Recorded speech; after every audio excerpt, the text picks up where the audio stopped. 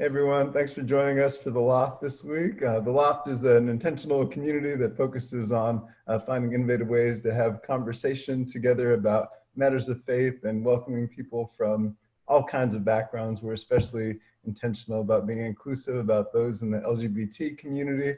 In our series that we're covering during the month of June, we're covering Pride, and this week we're really focusing in on pride as being personal. So as part of our conversation today, we're including Amanda Halligan, who's one of our fellow Lofters, as well as Crystal Cheatham, who runs the Our Bible app. And so we'll look forward to being in worship and communication with them. And so glad that you've decided to join us. We know that you're watching this from wherever you are, but we hope that you will enter into this as a worshipful time. So pour yourself a cup of coffee, sit on into your chair. We hope you'll take a deep breath and engage this as a space for worship and conversation and community. This Sunday, we also mark Father's Day, and we are this week celebrating Juneteenth. That'll be a part of our gathering this morning. And I want to offer my gratitude to our guest, Crystal Cheatham, whose Our Bible app has some beautiful and particular resources for Juneteenth. So even as we begin, I would encourage you to check out the Our Bible app and know that that can help you continue the conversation from where you are. Thanks for being with us in the Loft. We're glad you are joining us online today.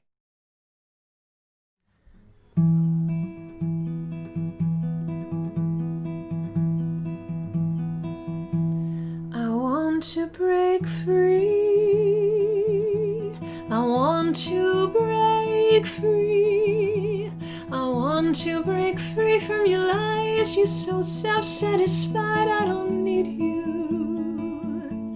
I've got to break free. God knows I want to break free. I've fallen in love. I've fallen in love for the first time, and this time I know it's for real. I've fallen in love, yeah.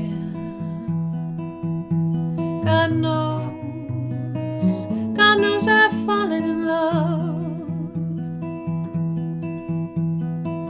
Strange, but it's true. I can't get over the way you love me like you do, but I have to be sure when I walk out that door. Oh, how I want to be free. Oh, how I want to be free. Oh, how I want to break free.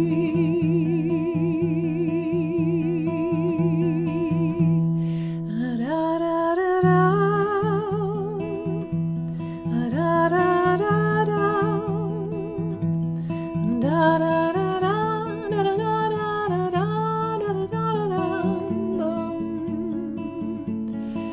da da da.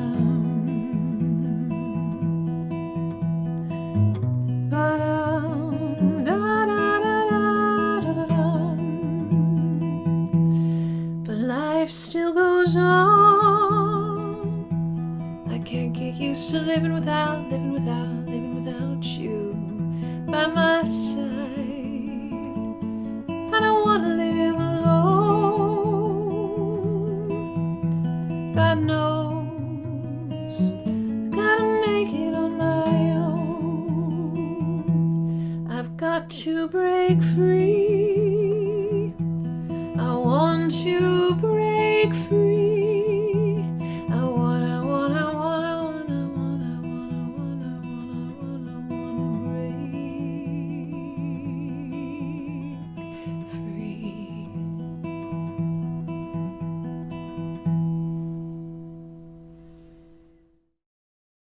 Terence and I are here with Crystal Cheatham, who's the founder of Our Bible app and a wonderful voice within the queer Christian space, the progressive Christian space, that is really making a lot of room for people who have felt excluded from their communities, who have been excluded from their places of connection and kind of institutional structures, to find each other and to find connection and meaning and faith, and to really have these conversations and inspiration that we all want, we all need. And so grateful for you for taking the time. We're recording this in the morning, and so I thank you for making the time before the day gets started.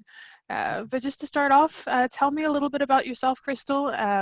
Particularly, I'm interested in hearing how you identify and how that identity has shaped your faith. Yeah, thank you so much. I'm really happy to be here. Happy to be asked to be a part of this. It sounds like so much fun. And of course, to see you again and to meet you, Terence. Yeah, my name is Crystal Cheatham. I'm the founder of our Bible app. And my story with the app is wrapped up in my identity because I am an LGBT Christian. So I identify as a lesbian. And I was raised in a fundamentalist space. So I was raised Seventh-day Adventist. And at that time, words like cisgender really didn't matter. And so you can imagine how much harder it was to even, start to identify and talk about those things. But yeah, so basically I am a cisgender Black lesbian, and really happy to be here. What was the other part of the question? I think I forgot. This is great. Next part of the question was, how has that identity shaped the faith that you have now? Right. So when I think that the way that we all come to our faith, where it starts is one thing, but it always needs to evolve. And my evolution started when I started to come out. When I had already fallen in love with God and the Bible, and the rigidity of my religion kind of faded away when I accepted myself and learned that, God was way more accepting than I could ever imagine. And that has definitely been a charged point of the journey that I've taken and moving forward into the world, is knowing that, if God can love me, if I can see myself in the Bible, then, then there's hope for everyone else. But actually, I think that like it happened a little differently, where I saw that there were other LGBT Christians. I saw that there were other theologians who were theologizing things from their personal perspectives in a way that just like blew my mind. And that like transformed me and helped me to understand that, there was a place for me in this world, for my faith in this world, and that my God, whoever she may be, was actually pretty on board with who I was becoming. Yeah. No, I think that totally tracks. I know that Terence and I were having a conversation earlier about kind of my journey, and talking about how the kind of coming out process changed that. And I said that, it wasn't the exclusive kind of turning point for my theology and how it's become more expansive, but it definitely was kind of like the breaking of the dam. Like there had been a lot of trickling along the way of like seeing people that were speaking from their particular location and doing theology from, a Black perspective or a Latinx perspective or a womanist perspective, and kind of allowing themselves to take up space and to claim and recognize that space in the divine, kind of started that process of expanding. And then again, just the kind of recognition of how boundaryless the divine is and can be through the process of coming out, just blew the walls off. And I think that's, yeah. Boundaryless is such a good word. I really love that. Yeah. Yeah. So in the communities that you're in now, what are people coming to faith for? So what are people looking to get from their particular faith or religious experience? Is it a sense of community? Is it a sense of connection? Is it a connection to tradition? What do you see that folks are really looking for?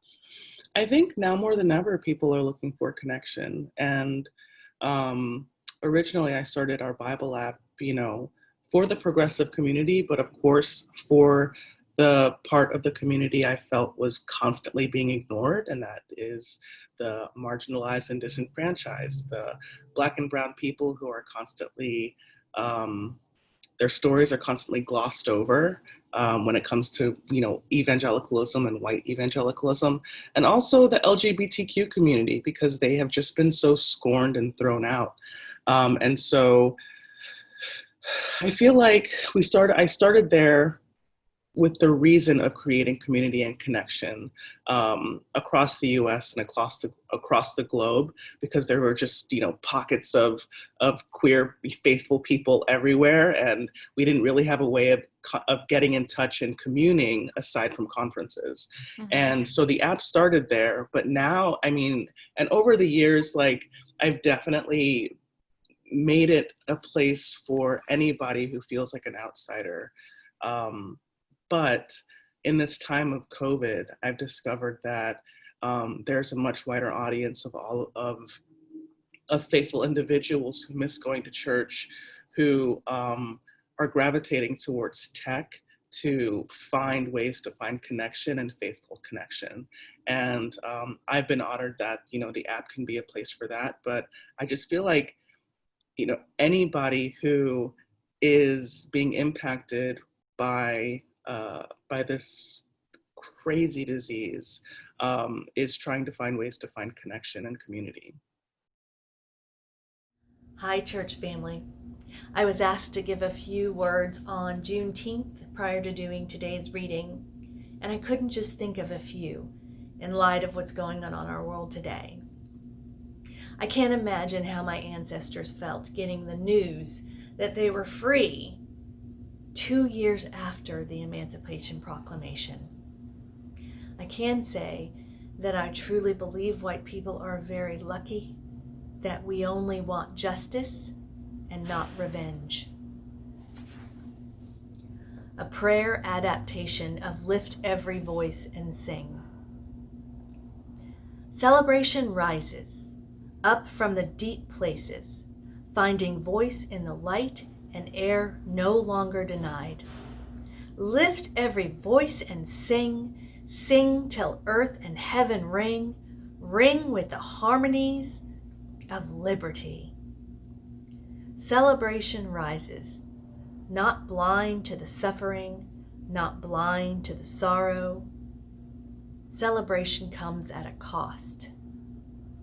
Stony the road we trod, bitter the chastening rod, felt in the days when hope unborn had died. Yet with a steady beat, have not our weary feet come to the place for which our parents sighed? Celebration rises, remembering the way we have come, the paths taken that brought us here now to this place and time. Celebration rises, recognizing what has been done and left undone, knowing there is still and yet much to do, so much further to go. Celebration rises, naming the victories, recognizing the challenges yet ahead. Celebration rises on voices offering unfinished praise, lest our feet stray from the places, our God, where we met thee. Lest our hearts, drunk with the wine of the world, we forget thee. Celebration rises, resisting illusions to be embraced by the real and abiding presence of God, who breaks our chains and sets us free for freedom and power and joy and love. Celebration rises with the power of healing wings and promise to endure. Celebration rises, celebrating that by God's grace, I am because you are because I am. celebrating that the fullness of my humanity does not diminish yours, and the fullness of your humanity does not diminish mine. Shadows beneath thy hand, may we forever stand true to our God, true to our native land, true to who we are, true to who we have been and who we are becoming. Thanks be to God. Amen. All right, so we're here with Amanda Halligan, one of our fellow lofters, and as we continue our series talking through Pride this month, and Pride is being personal, we wanted to highlight stories of people within our own community. And so, Amanda, we'd love to start off with just a question about how do you identify yourself? I am a white gay female, and a wife to Chelsea, and a lofter. Awesome. And curious, how has your identity informed your faith?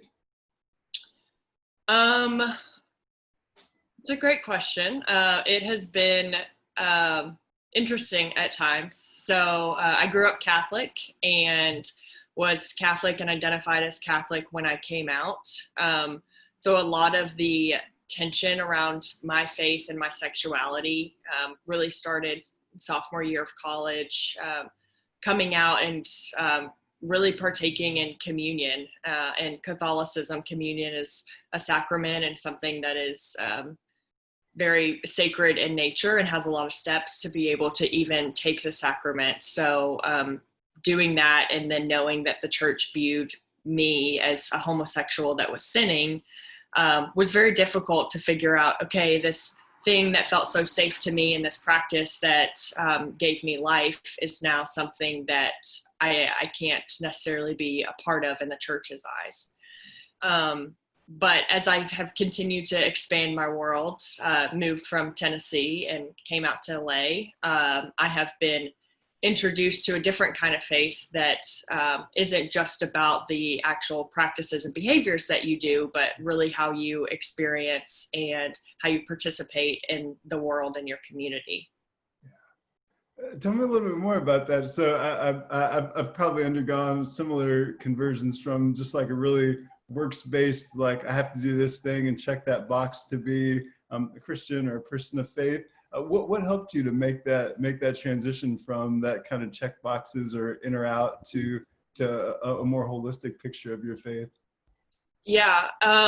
So I think honestly, it was moving to Los Angeles that I didn't realize that I was so tunnel visioned in Tennessee and that I was only aware of what I was aware of and had only experienced what was around me and what I had access to. So when I moved out to LA, I realized that people don't look at me and there's not just three colors of people that exist in this world. And I learned that there's different kinds of food groups that aren't just American and Mexican. And so really just being able to see that diversity piece was probably the most impactful because I just got to see that the world is full of difference and there's a glory alongside that and something that is so special when there's just diversity in the room. Absolutely. And I know you, as you and I have talked, I think we both share a passion for social justice and the ways that our faith kind of drives that to us. And I've been fascinated by your story. I'm going to like put you out there into the world if folks don't know, but you own and operate a Chick-fil-A in the Venice area, which makes me fall in love. I'm quite happy about that. And I've already offered my volunteer services whenever you need someone to come in and help you with the hash browns. But I find that awesome. But I'm blown away by the way that you've kind of worked on constructing for yourself a vision of both impacting the world and being able to do that within a for-profit business context. I'd love to hear more about your thoughts on that. Yeah. So yeah, Chick-fil-A, obviously, probably a shock that there's a gay owner, a little controversial, I guess you could say. But for me, Chick-fil-A has been a caring space and a space that I have always felt loved by. I was a team member when I was in high school, and I loved my team and I loved my operator. And then I moved out to LA because of Chick-fil-A, and again, fell in love with the team and the diverse community around me that Chick-fil-A really enabled me to meet them. And so then when I decided like I could use Chick-fil-A as this foundation and platform to be ingrained into the community. So yes, it is a restaurant, but really I can use it as a platform to bring people together. So it's what I call Restoration Table. That's my business name on paper. And so I use my restaurant as a place to have conversations and safety, and that's for my team and for my guests. So I employ a lot of people of color. I'm very concerned about sustainability in our restaurant and how I can move that forward within Chick-fil-A from a composting standpoint, solar panels, electric charging, sitting on those innovation committees, and really trying to work on the inside and use Chick-fil-A as a platform to really progress the world forward, because it's a $12 billion company. And so there's a lot of impact that can be had there. And the fact that it's so family oriented means that I naturally have a voice at the table that is equal to my peers. It's not just about your rank or who you know necessarily. So, as I've continued into ownership, I'm embarking on my first year. I've really tried to figure out how I can take being a business leader and kind of transition my mindset and my influence to being a humanity leader. I anticipate many more opportunities to be in conversation with you, and so grateful that we get to be in community at the Loft together and to do community and ultimately mission and serving the world together. So thank you for taking the time to connect with us tonight.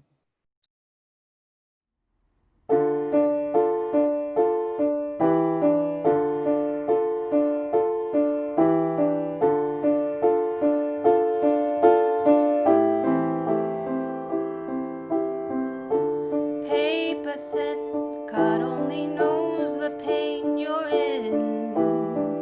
But the future's bright, you've got God on your side, He's listening. Love yourself, or else you can't love no one else. I know your pain is real, but you won't let it heal. Paper thin, if you're trying to lose, you'll never win. It's your life, but you're not the only one who's suffering. That's enough, I know you're made of better stuff, baby. You gotta roam free, please don't forget about me. Oh, give me the other key. Oh, your heart's wide open. There must be another key. Left your heart wide open. Just give me the other key. Your heart is an open door, so let me love you. I just wanna love you. Paper thin, you understand the pain I'm in. Slipping in and out of such confidence and overwhelming doubt. But if I love myself, I know I can't be no one else. So no, don't go, 'cause I need you so. Just give me the other key. Oh, your heart's wide open. There must be another key. Left your heart wide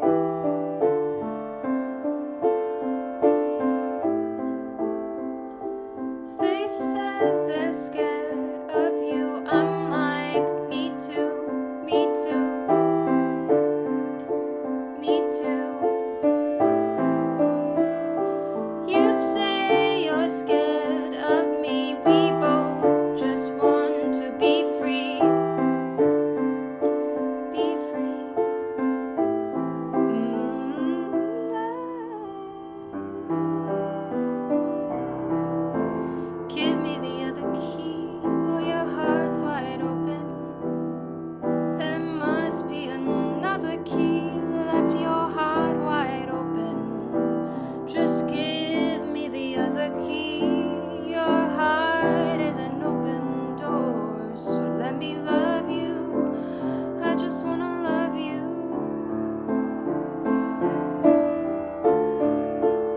I just wanna love you.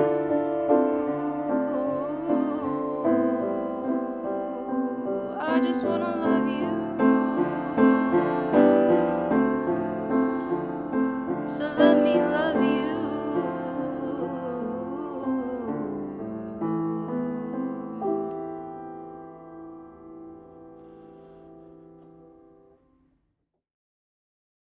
On this Father's Day, we pause to offer a prayer for fathers, those who are with us and those who are gone from this world. And I know that our attention and hearts have been especially heavy recently with grief for Black men killed by police violence, and many of them fathers. And as we think about the children of beloved children of God, like George Floyd, like Philando Castile, like Rayshard Brooks, we offer a prayer for these fatherless children on this Father's Day. And the hard part of this process is to realize that these children that we see will go on without their father, and the trauma that they will be left with will reverberate for the rest of their lives. And it may be generational. And I think the difficult things that I've been seeing, and I've been trying to not engage too much regarding what I've seen in social media, is that they look at, George Floyd or Rayshard Brooks, and they say, well, he had a rap sheet. And again, trying ways to justify what happened. And it just still, again, it's a part of the stripping away of these people's humanity, and for the police officers who say, I'm fathers too, but I'm like, but what about them? They're fathers as well. Their kids now will have to grow up, not fully experiencing what life would be like with their father. And I think about Philando Castile, and I believe, he was beloved in his community. Told the police officer that he was a licensed gun owner. He was getting his registration. His baby and his wife was in the back seat of the car, and they had to watch him die. And, this is why people are in the streets. This is why, we're at a turning point right now. But the last thing I'll say is Stephen Jackson, who's a famous basketball player and a friend of George Floyd, in one of his press conferences, he said to George Floyd's daughter, I'm going to take care of you. I'm going to walk you down the aisle. I'm going to be there for the graduation. I'm going to be there for you, whatever you need. And that reminded me of my father.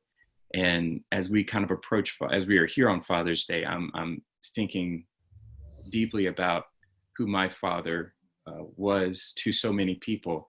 And in our church, we had some folks, a lot of kids who I was in church school with, who didn't have fathers or who fathers weren't around. And my dad acted as a father figure for them. My dad drove the church bus, and he would pick up all of these kids and their mothers.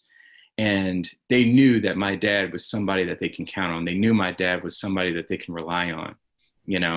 My dad was also able to find graceful ways to discipline them by saying, that's not right. And taking them off to the side and kind of really talking to them. And people don't realize it's acts like that change a kid's kind of perspective in life, knowing that there is someone out there who does care.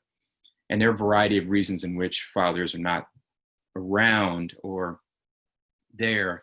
But that's one of the things. And I think that is something very specific and beautiful about the Black community, is this idea of rallying around these families, the fatherless, and I think my dad was just such a light for so many folks who needed that presence, and he made nurturing cool, and he made it necessary. He believed in showing affection for folks who were deprived of that or who felt that they didn't deserve it. So you were reminding me earlier, Alex, of the verse from Isaiah chapter 1 the instructions from the prophet about what God does want, not our empty worship, but God wants us to, take care of the widow and become a caregiver to the fatherless. This is the call that belongs to our community of those who follow God. Right. And it makes you wonder as a pastor, I think we've talked about this as well. It's like, if your churches aren't practicing any of these, what book are you reading? And I think you said we're probably reading different books, because if people are spending all their time worrying about salvation here and trying to get into heaven, and yet we are not following these instructions, these things and seeking these people out, I mean, what's the point? And our belonging comes not because we've been able to follow those commands perfectly, but because we're perfectly loved by God. Preach. So the invitation to this Father's Day prayer is to bring our imperfect love and hold it up to the perfect love of God. So we have a prayer we'd love to share on this Father's Day. Loving God, we lift this day our gratitude for the loving men who have brought us the precious heart of your Father love. We give thanks to you this day. For those who have shown us kindness, for those who have shown us courage, for those who have shown us generosity, for those who have shown us truth, for those who have shown us compassion, for those who have shown us faith, for those who have shown us love. Blessed be the name of all sons and brothers and fathers who reveal a glimpse of your loving presence on earth. O God, you inspire your people in the ways of kindness that lift our world from its disgrace. Lord, in your mercy, hear our prayer for every son, brother, father, grandfather who has suffered and endured. We lift a stone from the stream bed of living waters to the forehead of the men and boys in our lives, touching each forehead with the sign of your healing, for every broken heart hidden from view, for every secret shame buried in darkness, for every untold story of regret and alienation. We touch with this stone the brow of every man who has suffered for those he loved. We touch with the stone the forehead of every of our ancestral fathers who sacrificed their very lives, inviting you to heal the wars and the woes and wickedness within, inviting your everlasting peace that the world might know your peace.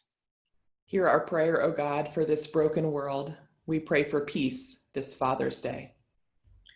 For wisdom and equity in the hearts and minds of those who lead us, for justice with mercy that seeks equitable access to this earth's resources, for passion and power in our churches to influence public policy for good, for a new day when justice will roll down like waters this land, for the revelation of Father love that never leaves nor forsakes. And we lift your hope of healing for all sons, brothers, fathers, and grandfathers who live in mystery as your creation, who are entrusted with the life and struggles of manhood. May they grow in Father love to your glory. Hear our prayer, O God, for this broken world. We pray for peace this Father's Day. Amen. Amen. Crystals, so one of the themes that we're focusing in on in this series is the concept of pride as being personal. And as someone who came out myself and then stepped out of kind of working in full-time ministry on account of that, and then now just kind of transitioning back into that space, I know that the idea of separating like identity and calling can be quite a challenge when a good chunk of the church is closed to people like us being a part of those communities. I'm curious, just as you've launched this work, any challenges you've encountered as you've attempted to broaden the conversation and bring more people into connection with the scriptures? Yeah, yes. And so I think I'm going to tackle that second part of the question first. I think for me, one of the things so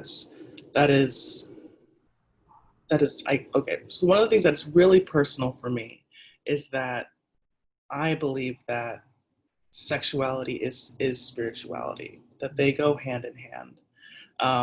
And that if you are a sexual person, even an asexual person, you're a spiritual person, you know? And so each of us has an ability to encounter God in community, encounter God in any way that we share our lives. And so that belief goes against this other, I think, community-driven belief that that there isn't Christianity out there for LGBTQ people. That, you know, this constant noise that says that, you know, there are very few places for LGBTQ people to worship and find God.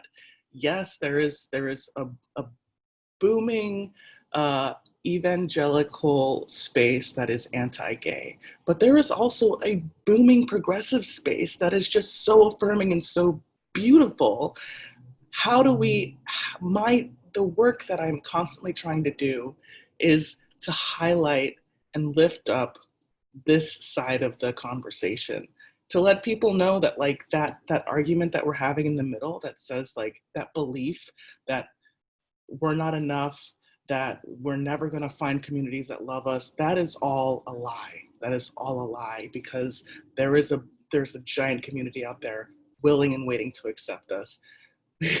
We just have to believe it. We just have to find them. You found them, you know, I found them. Susan found them. We're doing it. Absolutely. Yeah. Can I answer your question? You totally did, and kind of along those same lines. So once we found that for ourselves, as you've so beautifully described, there becomes this desire then to be able to offer what we've found to others, so that they can experience that same blessing and gift.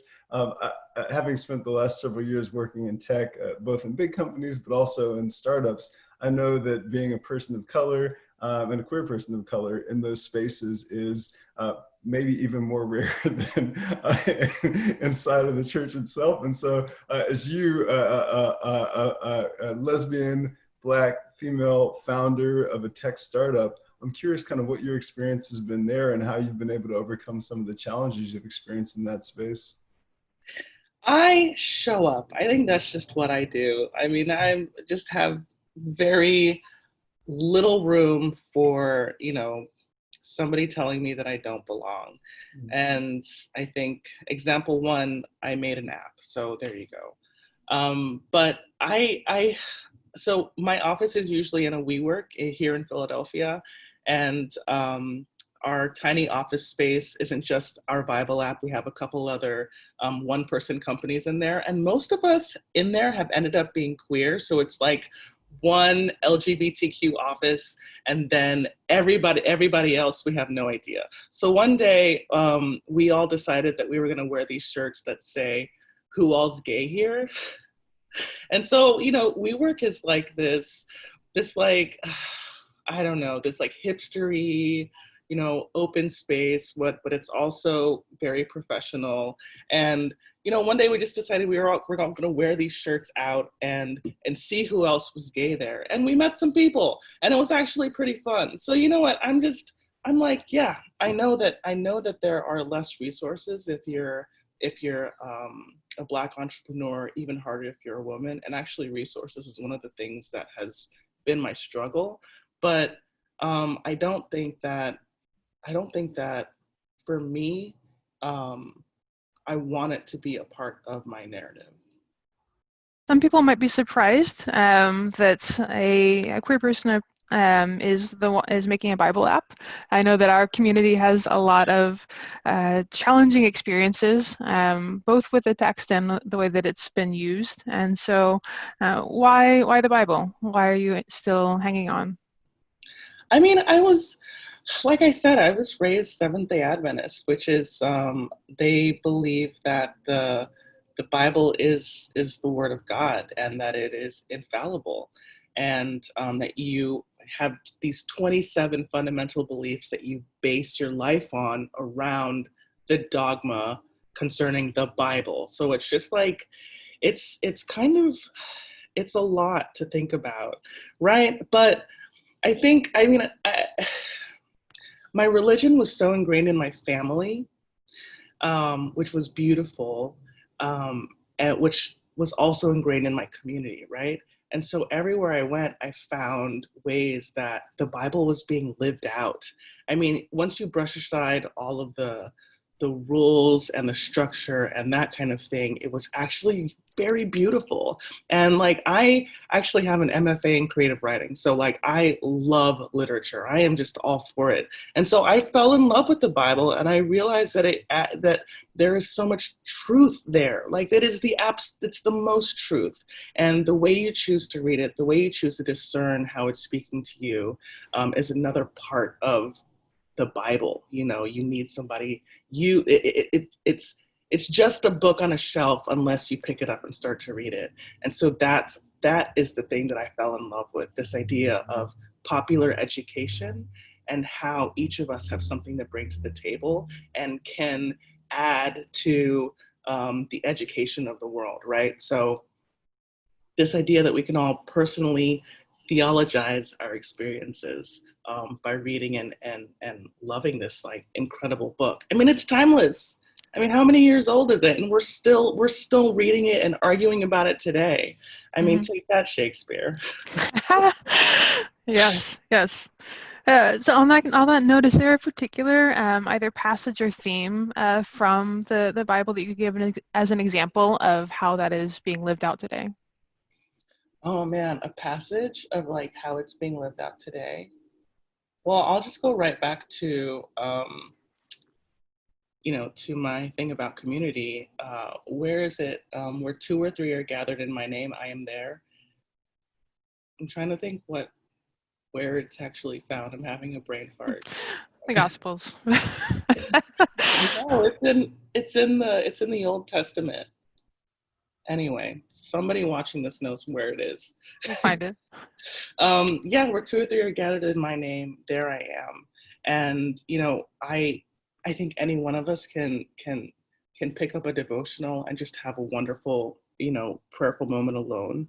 But the moment we ask other people to join us in that space, it becomes something different, And I believe in spirituality as separate from religion. Each of us is spiritual, and God can enter each of us, if we ask her to or not.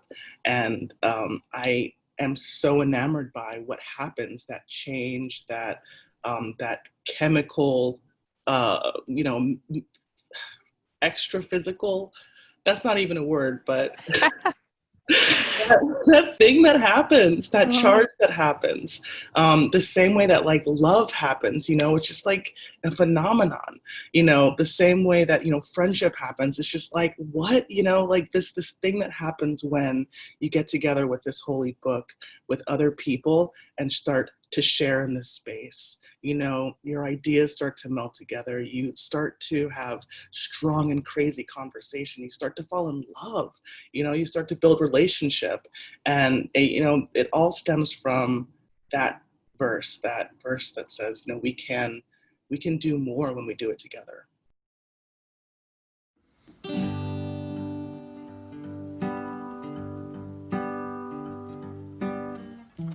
Don't you go to war with yourself. I heard it come through the rain.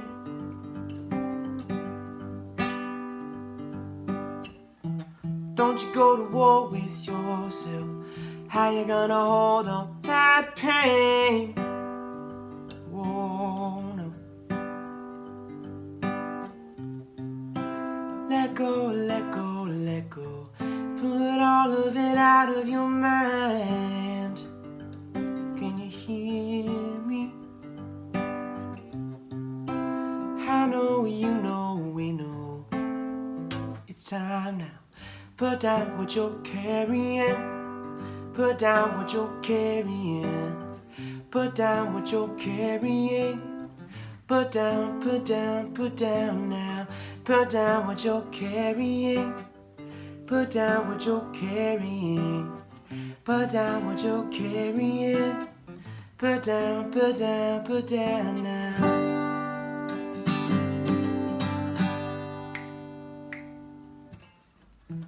Don't you go to war with yourself. don't look good on you. You know that's true. Don't you go to war with yourself. You got other things to do now.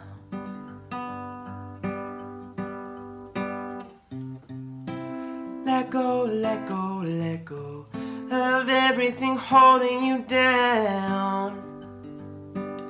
Everything. I know, you know, we know the time is now. Put down what you're carrying, sing. Put down what you're carrying. Put down what you're carrying. Put down, put down, put down now. Put down what you're carrying. Put down what you're carrying. Put down what you're carrying. Put down, put down, put down now. You better lay down your arms. You better lay down your fears. Don't you do yourself that harm. Don't you cry yourself those tears. No fear now. Put down what you're carrying, sing. Put down what you're carrying. Put down what you're carrying. Put down, put down, put down now. Put down what you're carrying. Put down what you're carrying. Put down what you're carrying. Put down, put down, put down now. Well, Crystal, thank you so much for your time spent with us this morning. I know that it's always a pleasure when I get to speak to you. And I do want to encourage folks, go download the app, subscribe. There's a premium version that gets you access to all of the different resources. And I do personally subscribe. It's great. And I encourage you, do it yourself and pay for a friend. This is a great material support. If you've got someone that in your life that needs this content, that needs this community, help them out, help them get that subscription, and help this continue to be a resource for our communities. So thank you so much. Yeah, Chris, we're grateful for your life and ministry. So Loft Churches, we think about ways that we want to be about supporting and empowering the community. The entrepreneurial road is no joke. And so especially in the early days when you're trying to build critical mass for a product, being a part of that and supporting that is a tangible way that we can be in ministry together to help share these voices with the world. So we're grateful for the ways that you'll contribute and be support and a champion for Crystal and the efforts that her work and ministry are doing. We thank you all and appreciate you being with us, Loft. Woohoo. Thank you so much for having me. It's been a pleasure. Thanks, Al. Loft family, thanks again for tuning in with us. And a special thanks to all the contributors in this beautiful Sunday service. Thank you so much, Crystal and Amanda, for sharing a little bit of your stories with us and really reminding us that pride is personal, but not only that, the particularities of each and every one of us, the way that God has made us is so important. And so thank you for bringing that truth to reality in our community. But something that Crystal said also reminded me of how we are individuals, but we're also collectively a human race. And thank you for reminding us of how not only is our faith personal, but it is also collective. And when 2 or 3 are gathered, the divine shows up. And so as we part our ways this morning, let us remember that, and let us remember that we're connected. Even though we're not seeing each other in physical space, there are ways to stay connected. And I hope you continue to find those ways and continue to have these conversations that are so important. And if you also are not signed up for our announcements, to find out about all the wonderful things that are happening in our community, go to the loftla.org/sign up, and you can do so there. Please continue to check out the ways so that we can stay connected. There's Loft groups that meet on Zoom throughout the week and many other wonderful activities. And next week we'll conclude our series that is focusing on the importance of pride, and we'll continue to hear some beautiful stories in our community. So go with peace, go with God. Much love.